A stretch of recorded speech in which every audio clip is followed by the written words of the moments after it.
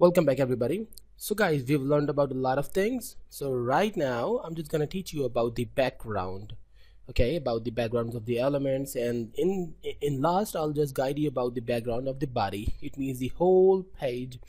So by the way, first of all, I'm just creating the div, a simple div, and then I'm not doing anything, just directly creating the ID. I can use the class too, but here I'm just making the ID of the div1 and going there, div1, and first of all, the width I'm putting around 200 pixels, and the height around 200 pixels again. The height and width has done. Now the background color. Okay, we know about the property of the background color already. If I just put the red color and go to the browser and refresh, so this is the thing we've created, looking pretty awesome.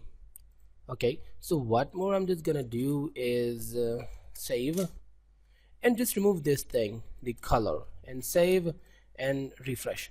It's still giving me the result. That means we can put the only the background, or we can type the background hyphen color. Just why? Because the background is a short form of the complete background color. By the way, we just don't need to put the color only. We can put the image, or we can put the other properties like the background repeat, like the background attachment, etc. So this is the way to put the background color. But if you have the image, so you just simply need to type the background image, or instead of typing the image, just make it the background, and instead of the color, the red, just put the image name. But something more, I just want to clear you that the preferred way to put the image is the web format, like the GIF, GIF, the PNG, and the JPG. Okay, well, the most preferred is the PNG and the GIF. So guys, do we have the image? Yeah, we have the image, which is in the HTML folder, and the my home is in image, so I'm just using the image. So how to apply the image? Through the CSS, just simply type my home. Sorry, not in this way. Just type the URL. Here I'm not adding the src, I'm adding the URL, and inside the URL just mention the image name or the directory myhome.jpg, and save and go to the browser and refresh. Now you can see the image is there. Okay, instead of the red color, the image has overlapped the color, so I'm removing the color and refresh. Now it's the image. I can remove the background, the image text, and it's the image. That means it's working pretty awesome. But there is a little problem, as I see. If I just go to the HTML and if I just open the home, then you can see that this is too big project with the gates, and you can see that they're the right area, but here we're just only watching the top left area of the image. However, the full image is looking like this. Just why? Because we did not fix the height and width of the image, of the background image, basically the background size, which is the HTML5's property. I'm just gonna guide you about the HTML5's property, the background size, when we learn about the CSS3, but right now I'm just using, because this is really necessary. So the background size, I'm just putting the 100px, and the 100px means the height and the height and the width. Refresh. Now you can see that the image goes too small. That's why there we can see the four images actually. So I'm just going there, and 200 and the 200, because the actual height and width is 200. So refresh. Now we are just getting the complete image in the actual area. The background size is the HTML5's property, but I'm using this because this is really necessary for now. And there is something more. For example, if I just type here the 100 again and refresh now, okay, but the problem is that the image is repeating, so we can stop that by using the background repeat property.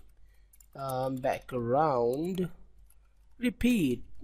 Just note down all these properties and try to apply on your project, and practice to make yourself better on the HTML and the CSS too. Well, right now, do you want to repeat the background? No, repeat. Means I just don't want to repeat the background. Go and refresh now. It's not repeating, however the image is covering the whole area.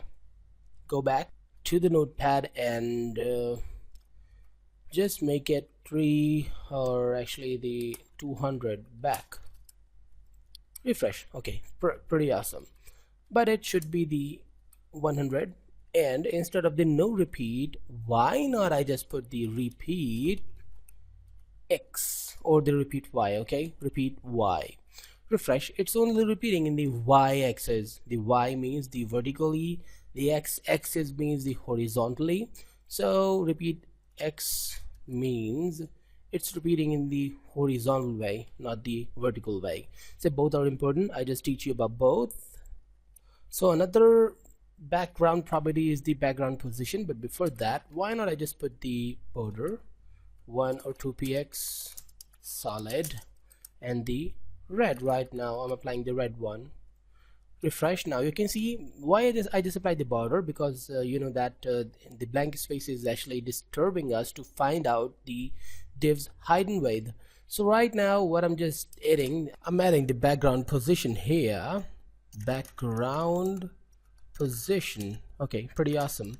So what is the background position? If I just refresh this, oh, okay, I understood that. I just mistakenly refreshed the page without putting the positions value. I'm just putting this center as the position. So refresh that back, and actually, oh, position, the background position, and refresh. Now you can see that our content is in the center with the perfect manner.